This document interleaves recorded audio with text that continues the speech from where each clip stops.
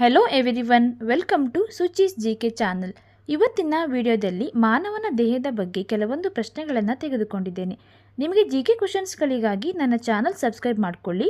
ಹಾಗೆಯೇ ಪಕ್ಕದಲ್ಲಿರುವ bell icon click ಮಾಡಿ ಆಲ್ ಅಂತ ಪ್ರೆಸ್ ಮಾಡಿದರೆ ನಾನು ಹಾಕುವ ಎಲ್ಲ ವಿಡಿಯೋ ನಿಮಗೆ ತಲುಪುತ್ತದೆ. ಮೊದಲನೇ ಪ್ರಶ್ನೆ, ಮಾನವನ ದೇಹದಲ್ಲಿ ಅತಿ ದೊಡ್ಡ ಮೂಳೆ ಯಾವುದು? Which is the largest bone in the human body?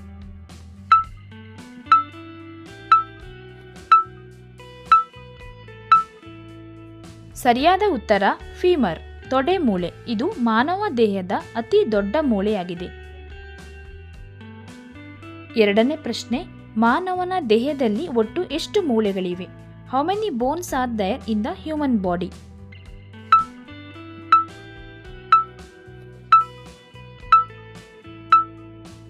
ಸರಿಯಾದ ಉತ್ತರ 206.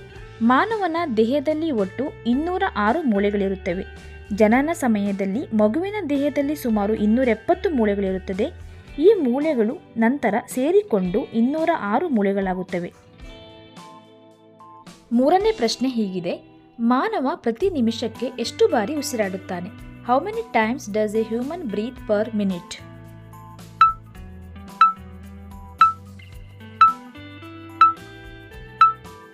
ಸರಿಯಾದ ಉತ್ತರ 12ರಿಂದ 20 ಬಾರಿ.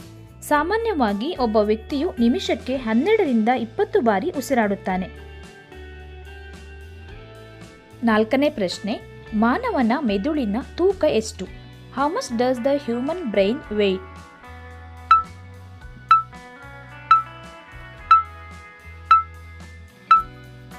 ಸರಿಯಾದ ಉತ್ತರ 1.3 to 1.4 ಕಿಲೋಗ್ರಾಂ.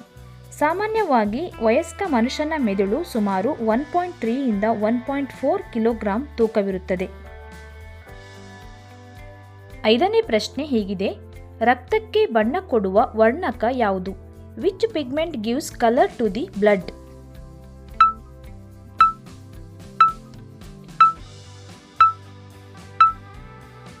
ಸರಿಯಾದ ಉತ್ತರ ಹಿಮೋಗ್ಲೋಬಿನ್. ರಕ್ತದಲ್ಲಿ ಹಿಮೋಗ್ಲೋಬಿನ್ ಅಂಶವಿರುವುದರಿಂದ ರಕ್ತವು ಕೆಂಪು ಬಣ್ಣದಾಗಿ ಕಾಣುತ್ತದೆ. ಅಲ್ಲದೆ ಇದು ಆಮ್ಲಜನಕವನ್ನು ದೇಹದ ಎಲ್ಲ ಭಾಗಗಳಿಗೆ ಸಾಗಿಸಲು ಕೂಡ ಸಹಾಯ ಮಾಡುತ್ತದೆ. ಆರನೇ ಪ್ರಶ್ನೆ, ಚರ್ಮಕ್ಕೆ ಬಣ್ಣ ಕೊಡುವ ವರ್ಣಕ ಯಾವುದು? Which pigment gives colour to the skin?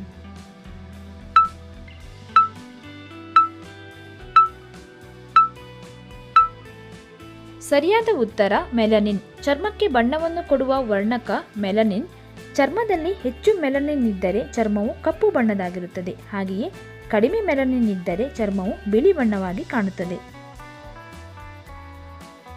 ಏಳನೇ ಪ್ರಶ್ನೆ ಹೀಗಿದೆ, ಅತಿಯಾದ ಮದ್ಯಪಾನದಿಂದ ಹಾನಿಗೀಡಾಗುವ ದೇಹದ ಪ್ರಮುಖ ಅಂಗ ಯಾವುದು? Which is the main organ of the body that gets damaged due to excessive alcohol consumption?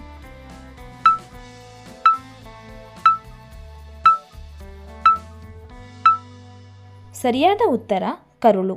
ಅತಿಯಾದ ಮದ್ಯಪಾನದಿಂದ ದೇಹದ ಅನೇಕ ಅಂಗಗಳು ಹಾನಿಗೊಳಗಾಗುತ್ತವೆ. ಅದರಲ್ಲೂ ಅತಿ ಹೆಚ್ಚು ಹಾನಿಗೊಳಗಾಗುವ ಪ್ರಮುಖ ಅಂಗವೆಂದರೆ ಅದು ಕರುಳು. ಎಂಟನೇ ಪ್ರಶ್ನೆ, ಮಾನವನ ದೇಹದ ನಿರುಪಯುಕ್ತ ಅಂಗ ಯಾವುದು? What is the useless organ of the human body?